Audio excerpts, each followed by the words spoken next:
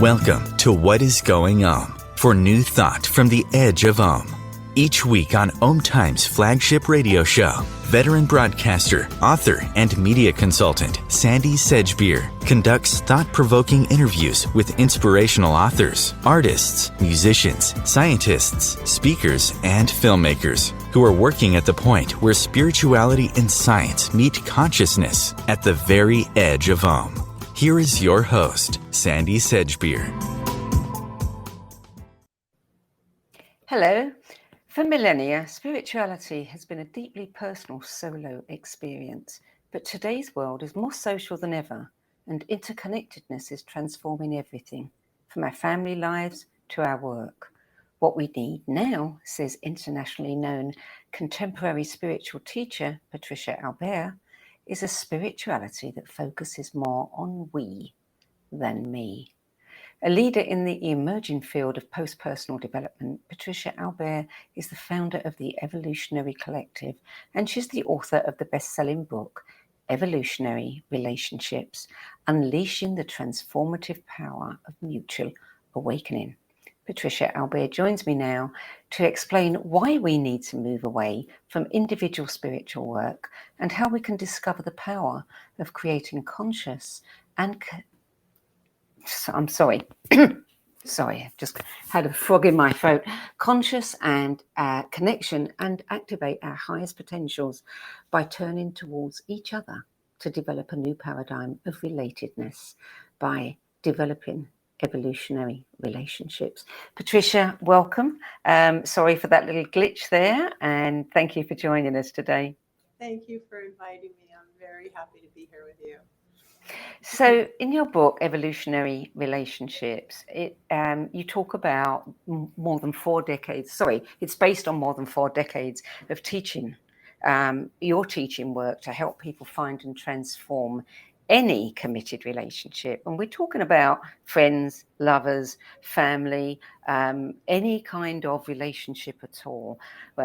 So into a dynamic engine for mutual evolution. I'm curious to know more about, let's hope, and why do we need them? Well, that's a big question. So first, I think human beings don't often realize that there are so many different possibilities in like how we live, the level of consciousness that we live in, and that our relationships are the same. We just assume that, that we have like a limited menu of, what a relationship could be, what a friendship could be, what a love relationship could be, what a marriage can be. And as I share in the book towards the beginning is, if you look at Maslow's hierarchy of needs, you can actually see some people's relationships, like some are more at the bottom, basically where it's safety, physical needs, helping with the kids in the garage and making sure that we can survive better together, than alone, obviously. And even the sexuality can be more basic. Do you know what I mean? It can be not, nice, but kind of basic, right? Comforted rather than exciting. Yeah, safe, secure, and making babies and, doing whatever you're doing. At whatever kind of relationship you're in. And then if you start to move up, there's self-esteem, there's other levels that you're looking for to reflect in your relationship. Sometimes relationships are very dynamic as far as supporting you in your career or your work or your art or whatever you care about, and you supporting what I'm creating. And there's like a synergy between that, which is very different than making sure that we have paper towels in the garage. You can feel the difference. Yeah. So if you keep going up, people who are very successful hit the actualization level, and they're often actualized spiritually and, sort of they're competent, they're successful, they're doing whatever they're doing. But they aren't necessarily, that spiritual quality is not necessarily there. There are a lot of very successful people who have really good lives and they're good people and they create what they create together. But it doesn't sort of go into the transcenders, which is a higher level. So in relationship, first of all, so I'm going to go further than this, but just to know that you could possibly have a relationship with someone that includes all, having a barbecue in your backyard, and it includes this transcendent level, that you actually want to be with someone who does yearn and is cultivating a spiritual connection and does want to share that with you, rather than it just being an individual pathway. They go off and meditate, and you put up with the fact that they go off and meditate, and then you come back and carry on doing your relationship. It's two people that are genuinely wanting to explore those higher frequencies, those different potentials of love, those different potentials of connection. Even if you thought about like Claire and St. Francis, the two saints, they had definitely what I would call an evolutionary relationship, a transcendent relationship. Like they didn't have sex with each other, but they were communing on some level that was, I'm sure, exquisite, and was in service to something greater. I meet a lot of people these days who have a relationship that they say they might not have normally had with each other, but something, call it a contract, call it a shared interest, call it their joint missions, seem to have brought them together. And that seems to be a different kind of relationship, because they might not have all of the same, passion or sexual excitement, but that's replaced by something else, another dynamic that, they are creating something really powerful together. Well, is this what you're talking about?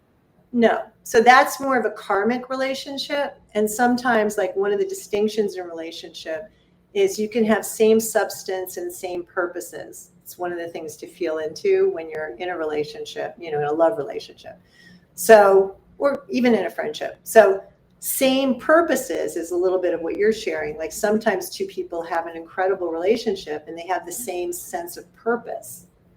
And yet they don't have that same substance quality. Like the same substance has to do with not just sexual chemistry. It has to do with like you are one. Like you're made out of the same thing somehow. Like there's some level of communion that you can't explain and you don't know why them, but somehow you have it. For me, since I'm aware of those things, I had a relationship with someone who is now no longer on the planet, but where it was same purposes and same substance. And that's, how was that different for you than other relationships? It was not even in the same realm. So I'm talking about this evolutionary relationship part, but really what I teach now and what I experienced with Peter, and I'll speak a little bit more about that, is there's relating. Relating means there's two. That means, you and I you're over there, I'm over here, and we're relating. And maybe we're relating well, or maybe I have projections, or maybe I'm not really listening to you or something, but we're relating across the distance. And what we're grateful for is when we get close, when we get into some form of closeness or intimacy, or where we're sort of touching and we're a little bit more in the same world. Oneness is not relationship. So shared oneness, which is what my whole mission is at this point, and what I experienced with Peter for the 4 years he was with me, and he died at the end of the 4 years, was oneness. And oneness is not between two. So, and I didn't realize at the time, I was just grateful because he was just this gorgeous German, he's from Berlin, this handsome kind of Jesus looking guy, Christofferson, and just was he was like totally sexy, but he was kind of a monk at the same time, so he was completely devoted to transcendence and to what was possible. And he never was dissuaded from that. Like he woke up in the morning and that was what life was about. And he went to bed at night and that's what life was about. Like he never took breaks. Like just watching a football game or something. He was passionate about awakening. So that was unusual, number one, to meet a man. In my work, I had been very devoted to transforming, tens of thousands of people's lives. I was very busy doing that for about 25 years before I met him. And what was interesting was as we turned towards each other, we're both very intense, very passionate, types, right? Anyway, probably too much for other people, but we were perfect for each other. Was as we turned towards each other with this deeper commitment, not just to each other, but to something greater, we just kept getting taken. And like you could feel layers of our egos getting peeled off. Love makes you so vulnerable and so crazy sometimes. Mm-hmm. It's got a bit of both. And so we just kept on, we were like in this space together that every 24 hours, we were being transfigured through loving each other and being together and being sort of inside this world where we were inside the same world. So when he looked at me, and I'd look at him, and then we'd sort of look around, we'd go like, do you see that? And I'd be like, yeah, like I wasn't in my world and he wasn't in his world, and we were sharing, we were like popped through, like we were in the same reality. And I felt my divinity. I felt more beautiful, more powerful, more particularly myself than I have ever felt than being in his eyes in that space, and vice versa. So there was something that was also being honed and called forth through this, what we were inside of and what we were surrendered to. And that to me is the ultimate evolutionary relationship. And that doesn't depend on being in love. What I found out later was that you can bring people, mutual awakening is a vehicle. I developed a practice that took people where we went. And so I can experience going into that place with you, with someone else who I'm not in love with, it has nothing to do with that. And yet we are somehow in that same realm. And something new is happening in the oneness and being called forth together. And that is what is so exciting to me. Jim Self, who is a spiritual teacher, used to talk about, still does talk about relationships, especially what he calls fifth dimensional relationships, as, you have me and you have you, and then you have the relationship, and that's where it becomes we. And that is quite different from the me, and the you bubble. There's this whole other place with completely different dynamics. It's different than that even, because that I'm aware of that psychological reality, which is true. Even in a family, there's the different people, and then there's something called the family that actually has its own dynamics. Yeah. So that occurs anyway. This is kind of in a different realm. Part of what I discovered also later is that the future, I have a lot of history as far as having people in my family do things at the leading edge of whatever. There was just a quick thing. A woman named Mary Emma Mott. No, Lucretia Mott. That was the other relative. So, and she in 1848 went to London with her husband to, make sure that to work on the slavery, anti-slavery. Mm-hmm. And she and Elizabeth Cady Stanton weren't allowed in the room because they were women. And so they hooked up together and they started discussing things. And then they created the Seneca Falls Conference in 1848 in America, which was the very first women's, 300 people were there, where they established that women should have rights, and they redid the Constitution and they did all this stuff and got themselves into trouble. But they started that movement, which was 20 years before the Civil War. Wow. So she, she was like, they were heretics as far as everybody was concerned. And there's some other people back there. So I know that when I'm going to speak of something right now that may sound crazy, but it isn't.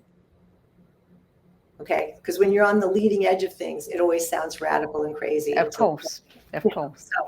So what I discovered after Peter died, and then after I was teaching this and stuff, I realized that the future humanity, the future human, is going to be in that kind of space and more that Peter and I shared.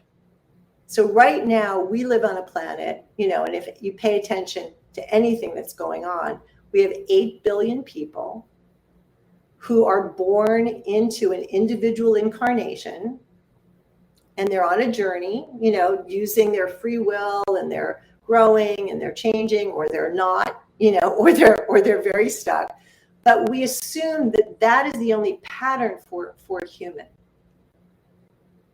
So you're individual, you're on a journey, you're trying to get closer to your soul and to take more responsibility for, some of the selfishness and the greed and the fear that we encounter as human beings. And we think that's going to be the way it is forever. But if you look, 8 billion people, 10 billion people on that journey on this planet is unworkable. Period. That level of humanity cannot go forth. We are too dangerous. We don't learn our lessons fast enough. There's no amount of unconditional love that's going to make that work. So what I realized was that as you enter into the shared oneness, the source of your individuality changes. So it's no longer this individual soul journey, which is all about growth and discovery and learning and finding your way.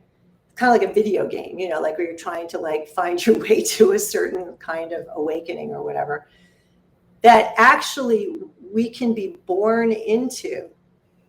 We can begin to access this unitive, it's almost like a fabric. It's something that's alive, that when you access it, you're not creating it. You literally are given a different source of experience of your individuality. And it's not burdened with all the karma. It's literally different. And you can almost hear it do you know Greta Thunberg? Yes. When you listen to her talk as a teenager, you're like, who is she? She speaks from somewhere else. She's not speaking from the ego. She's kind of humble. She says she has Asperger's. Who knows? Whoever she is, she's speaking almost from the many as the one, as the many. She's speaking from a place of being here for something larger. She's not just an individual on a mission. She's just different. And you can hear the authority in her voice. Like there's some authority that just comes through that you're like, yeah, right. You can't argue. And there will be, in my experience, more and more. We can begin to access where she's coming from together. But there'll be more and more of the generations that come that'll be probably more like her and less like egoic, worried about themselves and how they look and how successful they're going to be and all of the things that we've been accustomed to living our lives from. So that's my sort of heretical statement. Now, you say that there are evolutionary forces giving humanity the possibility to move from personal to shared awakening, which is the next evolutionary leap for humanity. Are you referring to Carl Kalaman's research with the Mayan cosmology and the 9 waves of consciousness and creation? Because this feels to me very much like we as a species are accessing a higher consciousness now than we might have been a few generations ago. Absolutely. Carl is a dear friend. He's a brilliant man.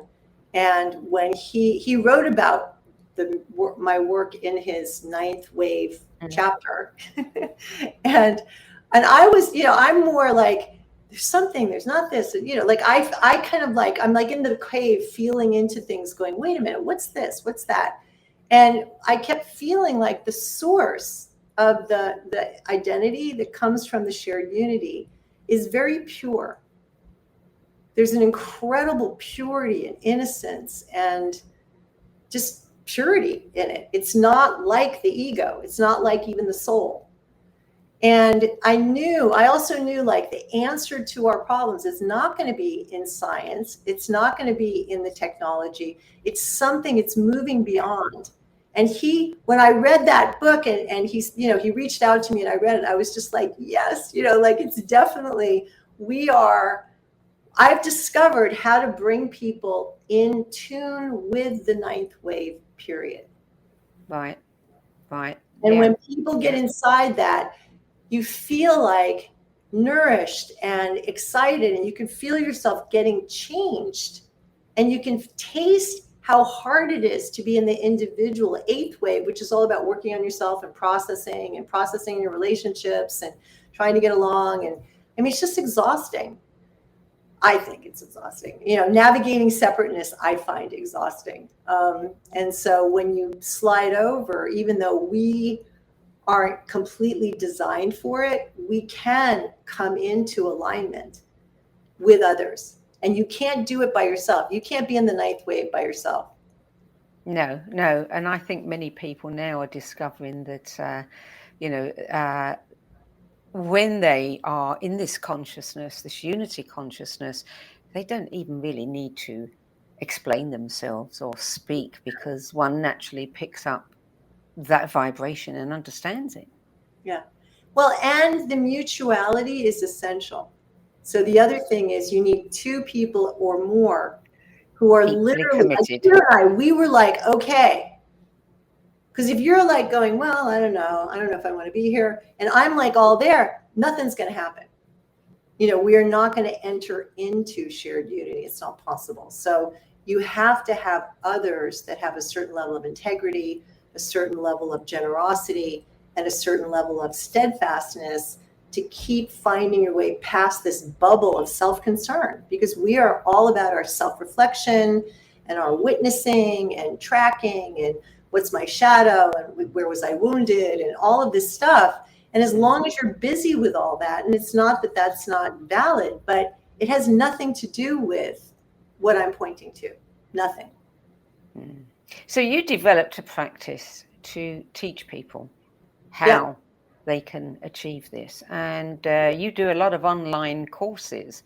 How do you bring strangers together online and, empower them to create maybe a, unified relationship with somebody that they've never met before? How does that work? Well, it's not so much the relationship. They enter into this consciousness together. So they have access to something, like they start to swim in something. Now, whether you have the destiny to be with someone or not, that's all. I have no idea where that stuff goes. Sure. But I've taught actually I met Werner Erhard when I was 18, and I'm about to turn 70 very soon, which is frightening, but it's been a long time, of teaching and 52 years. And so I've had an enormous amount of training and experience working with literally probably over 200,000 people in groups. So I understand groups, and I'm a teacher. I know how to bring people into experiences. So I think when Peter and I were given the precious gift of that kind of love and that kind of shared experience, which, is one of the greatest gifts in my life. And then I didn't know, like, I was like, then he died, and I was like, you know what? What was that? Don't take him, please. And so for a long time, I didn't know what the hell that was for, even though I would never have traded it for the world. But then when I started to teach people, I was like, oh, I need to find a way to bring them into the space that Peter and I are in. The book that you're speaking to, Evolutionary Relationships, there are 8 chapters that once you understand what mutual awakening is, each chapter is an activating principle that turns on the experience more and more. So they kind of like, you lean into mutual influence, or you lean into contact, or you lean into something, and it becomes more and more intense and more complete. And I just created a very simple practice. We've taught over probably 1,500 people or more how to do it.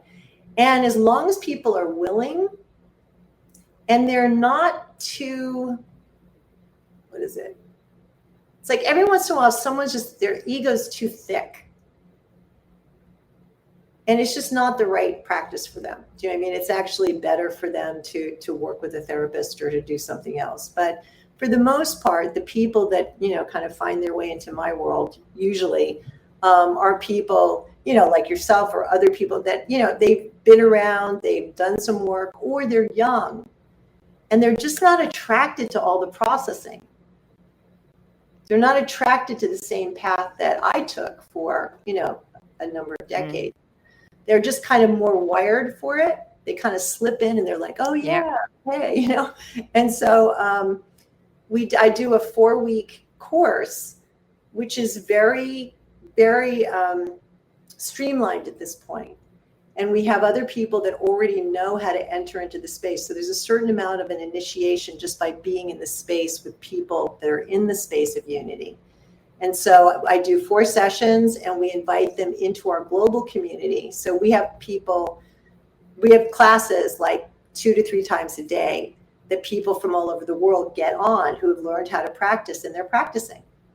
So they practice, they leave, they go live their lives, they come the next day if they want to, and they practice, so that this can continue to grow in them, in their lives, and also in the world. So we've gotten really good at it.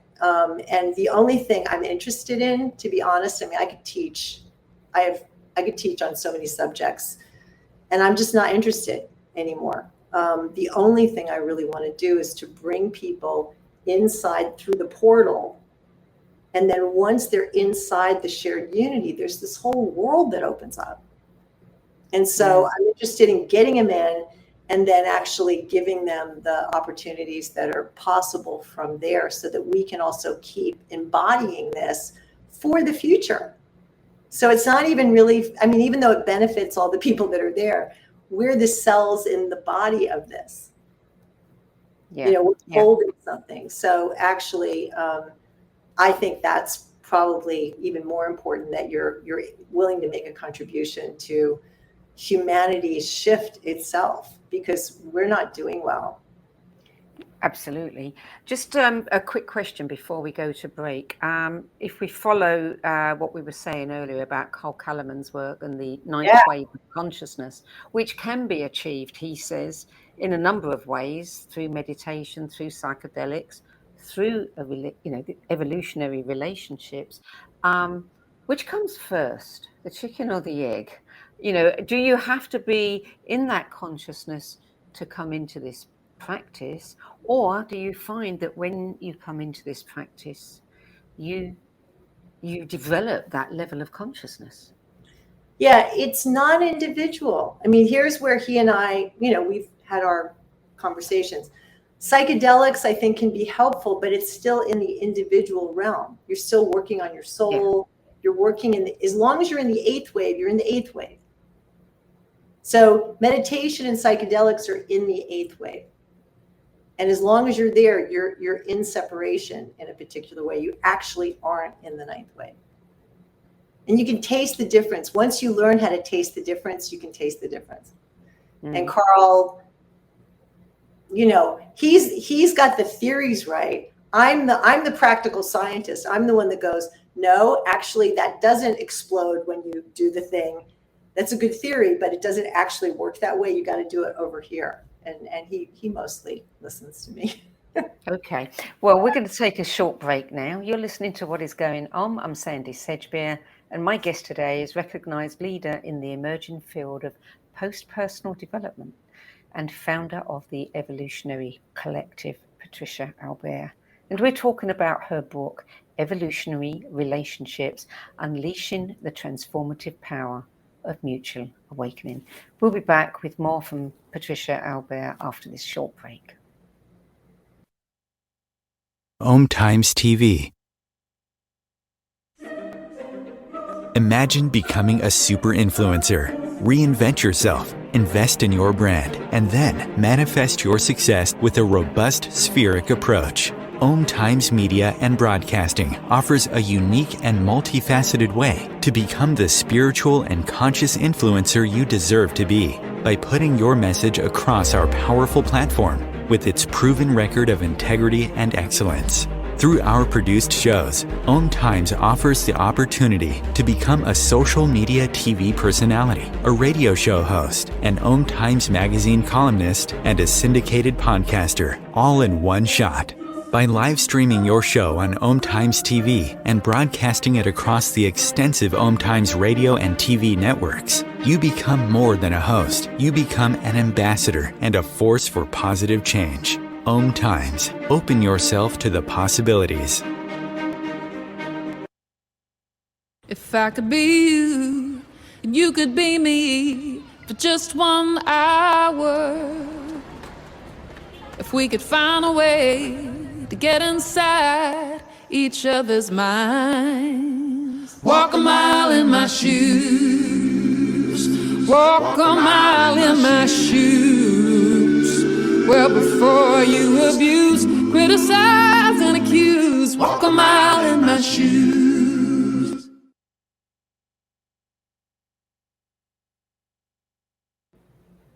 Welcome back. Patricia Albere, you said before the break about the 8 principles of this work, the practice, and you go through them all with exercises in the book. So anyone can, if they have the right person who is committed, can also do this for themselves. Can you tell us a bit more about some of those principles and why those principles in particular? Right. So let me explain the practice first a little bit. So basically, I never thought I would create a practice. I mean, Peter and I were never in a practice. It was like an all day, all night state of affairs. So we created a half an hour practice. I wanted to see if it would work. And so you're with a partner, and we position people so that they can begin to access this immaculate unity, not unity that we create two together, but that we discover and then find what I call the origination point, which is the source of identity from there, which is distinct from the soul, right? So first, you learn how to line up with that. And then one person initiates the practice and asks the other person, what are you experiencing? Now, normally, most of us are trained to be very subjective.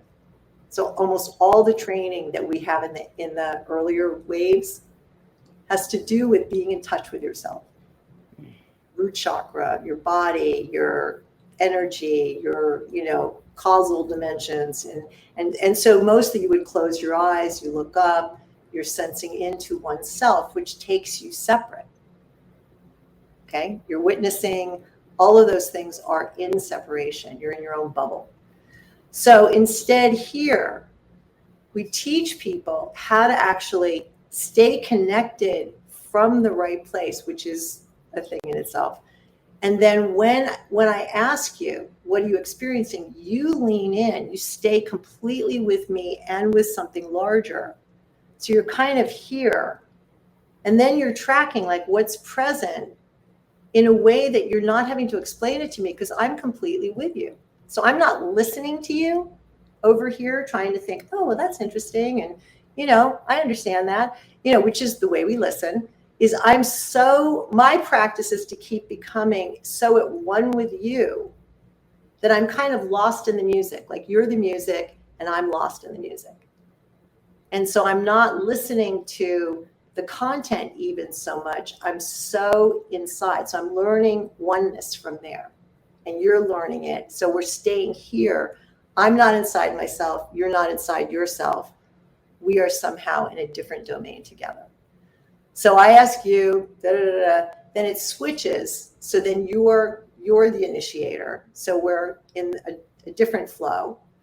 And then the last part is, what are we experiencing? And then it's kind of like being two grapes or something. We've become some kind of wine. And then you're just starting to sense into and use your heightened senses that you get from this particular domain. And you just start to go flowing back and forth with what's present.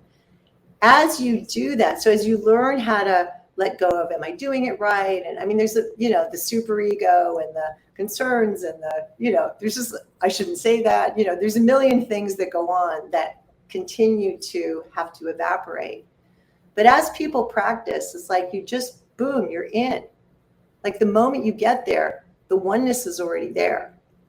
And from that place, there's intimacy, there's like love, like it's like Peter and I, like something happens where you're like with somebody you've never met before, and you experience a connection that's way beyond, like it's being given. And then the dimensionality that starts to occur, because instead of having a reference point, like most of our reference points are I'm over here and I'm listening and I'm thinking, and it's like it keeps dissolving and you start to become aware of multidimensionality. Things start to come into existence. You can feel things changing in you. And there's something that is coming more into birth out of all of us being together. We'll have like 50 people on a call. People are in their paired sharings. They come back, then we do some sharing. I mean, it's crazy. I mean, it's a crazy, wonderful, like, I don't know how I could have lived the last 4 years without literally having that experience of being inside with people like it was with Peter. What sort of changes are you seeing in people? Some really big ones. So, I mean, I worked individually. Like, I love people. I want people to be happy and free. And, I mean, I was very devoted to that. I think the superego, so the part of us that's always monitoring, really starts to come apart. And if people stay in the practice, you watch them just kind of like, they just don't even care anymore. Like whatever that is, just becomes like annoying, and it starts to fall away, and you can actually feel the freedom and the spontaneity and the flow in people. They feel safe. There's this deep quality of love and connection that usually, you're lucky if you find that in a lifetime. If you've got a male and female working together, is it not a risk that they could mistake this connection, this rapport, this, incredible, it must be an incredible feeling when you experience it with, passion and love and end up breaking up their other relationships. Right. It's very interesting. So that would be the ego misusing the situation. Yeah. And maybe because I set the whole thing up with a lot of integrity. There's an impeccability. People have to show up, be on time. There's certain parameters that are really clear. And I'm very sane there.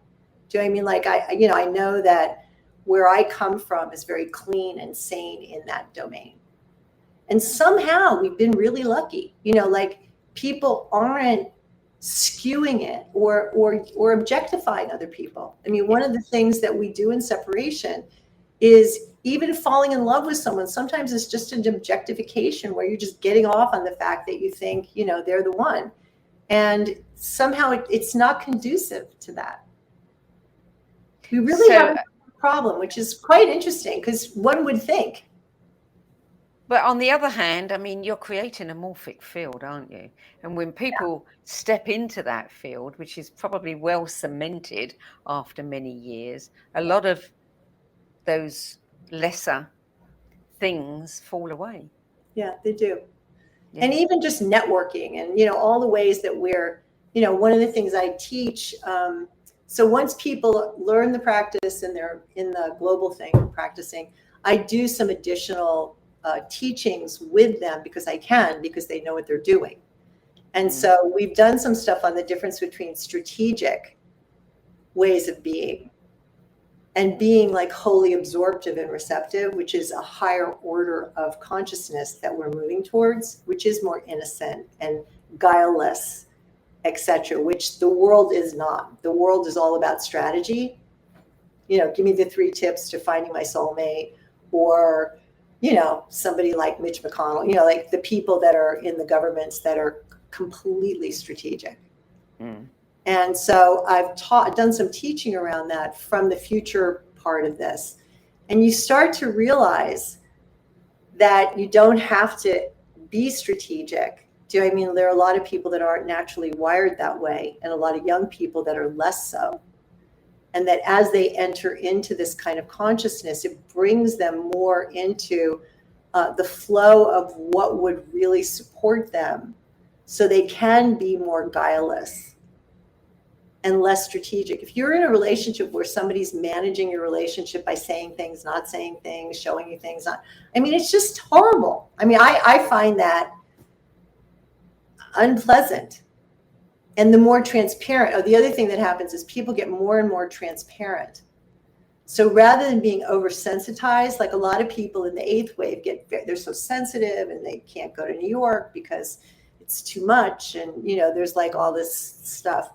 And, I'm a New Yorker, so I can say it that way, you become kind of transparent. So there's this quality of things like move through you. They touch you and then they just flow through. So it's kind of exquisite. Like when I walk around New York, I laugh, I cry, I see two little boys holding hands and one's helping them cross the street. It's kind of like it's all flowing through. My sensitivity is heightened, but I'm not like affronted because I'm not this sensitive self that's busy trying to protect myself. So different. You experienced this and you wanted to create it for others, help others, step into this experience and transform. Do you find that the people who are entering this practice with you reach a point where they want to go off and do something, and transform other people's lives? Well, it's kind of like if you were in taking yoga or meditation. This is a practice community. It's something that you have to grow in while you're doing whatever you're doing in the world. I find that people's relationships are better because instead of them being starving, like hoping to have certain experiences in their marriages or different kinds of partnering, they're so nourished, they're so met, they're seen deeply. So there's a part of you that's like, yeah. So then you can walk into your family and be with your kids. And if your husband doesn't see you that day, you're like, you're full. Yeah. Yeah. You don't need some of those. Yeah. What happens if you don't have somebody who is willing to do this with you? None of your family members, you don't have a partner, you don't have a friend who wants to do it. How could somebody experience this and enter the practice? Well, they take the course and they have a global community of people. You can't, the reliance on, okay, my best friend and I are going to do this is different than being a part of something that is literally growing. Like we've had people be in our global community and then leave and go do whatever and come back like a year later. And when they come back, they're like, oh my God, this is so much pure. Like they can feel the momentum and the purity of what is happening because it's bigger than just some interesting practice that you're going to add on to all the other stuff that you do. Yeah. It's not additive. This is not additive. This is actually something that once you get inside, it starts to shift your sense of identity and the way that you move in the world. And that's what I want. Sometimes people are still more in the individual thing and they're learning this and learning that and they learn this and they think it's another thing. I tolerate that because I know that that's what people do, but I'm hoping that it gets so under their skin that they start to taste the difference because it's much denser. Like the soul work, the essential self work is a completely different thing. And it isn't what the future is trying to, the future's trying to get our attention. Yeah. Yeah. Well, I mean, the present is showing us that the future needs to get our attention. And to be honest, I had taught enough, I was fine. I could have retired before I started this. I thought I would. I was just like, I don't want to do individual work anymore. I think I'm done. And then this showed up. So this was choiceless. This was kind of like, really? Like, I'm kidding. Because it's, when you're also out on the edge, everybody, and you're a woman to boot, there's a certain amount of lack of appreciation and support and various other things. So it was very choiceless for me. Yeah. Mm.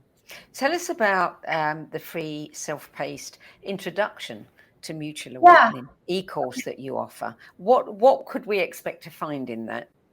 Okay. So you have people who are listening to this. And one thing I want to say to you before we're done with this is I'm so grateful to do this with you. You're so professional and you're so good at what you do. It's just wonderful to be with you. Thank you. I want you to know. I mean, it's really like, love it. I'm just very happy. So, okay. So the free e-course. So people are like going, I don't know what she's talking about, but sounds kind of interesting, but I don't know, is if they go to evolutionarycollective.com, there's a free e-course, which is the first 4 chapters of the book. So they can download for free the first 4 chapters of the book. And I do additional teachings. And the first one is the difference between longing and desire, which is worth the whole e-course. So when you get the difference between longing and accessing longing and desiring something, the power of longing like jettisons you into actually a different world, a different possibility. So that starts the longing, that practice, and the extra writing and teaching is in the first lesson. And then it just goes through some of the various aspects of what is she talking about? What is mutual awakening and why? And so it puts more meat on the bones. Mm-hmm. Yeah. And then from there, if they're curious from that point, they will get an invitation to a live teaching of me talking more about it. So if they're curious, they can hear more there. And that's the way we've designed that. What is the entry point for most people? Do you find that you get a lot of people who are in a relationship and want to improve that love relationship coming into this in the hope of elevating their relationship? Or is it, people who maybe don't have a relationship but would like to move into a whole different, space, in their expectations about relationship? Truthfully, most people come and it has nothing to do with relationship. It's really the attraction is the consciousness, the shared unity, and the future. Like wanting to move into a different way of being human with other human beings. And so it's really like there's something about the we practice. Some people, I never loved meditation. Peter did. But, and I think there are a lot of people that don't respond as powerfully to closing your eyes by yourself. Yeah. And so this is also very attractive to people who, this is more in the realm of love rather than consciousness. So the 8th way, the newest sphere, if you want to go into that whole conversation, is more about consciousness and non-dual awakening and the rest of it. This is unilocal realization. It's actually a different domain of awakening entirely. But when you talk about love, are you talking about agape kind of love rather than... It's love beyond that. It's kind of really beyond. It really is. Like there's something that is so transcendent and so simple. Like sometimes you do the practice and you're just with someone and you just feel like 2 kids just smiling at each other, and it feels so simple that it's just, you're just grateful. Well, it is a wonderful experience when you're with someone who gets who gets it, who gets what you're getting. You don't have to explain anything because you both just understand, that you're accessing the same thing. And that. So mostly our job for, a gazillion years is to teach across the gap. Is to reach across the gap and bring people in. Reach across the gap, bring people in. Reach across the gap. This is where metness, I call it ever met, like where the metness is so complete, there's no gap. Yeah.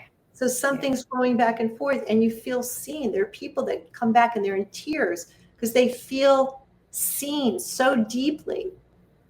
And then that starts to get to be normal. It's like being seen is like, this is not hard. You just have to learn how to get inside the right place where that becomes normal. I mean, why should that be a big deal? That's terrible. Wow. Yeah. That we don't feel seen.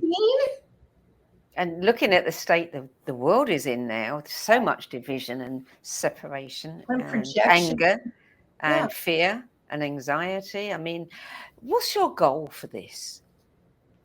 My goal for this, I mean, I have a beautiful young executive director and some other teachers that I've trained, and, I'm turning 70, so I know I'm not going to be here forever. I don't want to be here forever.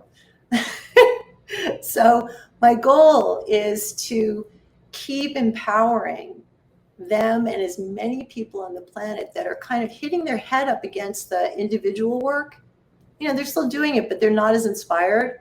Yeah. To bring them inside and to create like a global, place where there's practices on the hour, every hour, different languages. I mean, why not? And to have people get so inside people have diversity and they're worried about this and how do we get along? And, it's like when you get underneath into this place of connection, I'm gonna cry. It's just like the connection and the love is so like absolute. You don't know who they are or what they believe or whatever. From there, locking that in together can only be good. Yeah. Then if we go to a meeting and we've got to work something out, if we start to lose each other, we could go back into the connection and then go back to work. But trying to work things through from like being separate and, hopefully peaceful communication, like good luck. I mean, I don't see it working. Do you think that this could work with children? That it could be something that is introduced into schools as a practice? Absolutely. I mean, one of the women, a French woman who's been practicing with us, her 4-year-old granddaughter came to her and said, they think I'm ugly at school. And so she goes, you're not ugly. She says, well, maybe they're right. So she said, will you do something with me, Esme or whatever the kid's name was. And so she said, look into grandma's eyes and I'm going to look into your eyes and look all the way past, look as far as you can. And all of a sudden they did it. And she felt the connection. And then the little girl looked away and she says, I got it, Grandma. I'm fine. And it was just like, oh my God. Yeah. Wow. Okay. Well, I'm afraid we're out of time now, Patricia. This is something that has been intriguing me for some time, ever since you did your first event with Carl. I think I'm going to go along and do your free e-course, and we'll see what happens from there. That would be great. If there's anything I can do to support you, let me know. Thank you. Thank you so much for joining us today. Thank you. Patricia Albere, author of Evolutionary Relationships, Unleashing the Transformative Power of Mutual Awakening. The book is published by Oracle Institute Press. And for more information about the book, the Evolutionary Collective, Patricia, visit evolutionarycollective.com. And don't forget, make sure that you look at that self-paced introduction to Mutual Awakening course, which is free.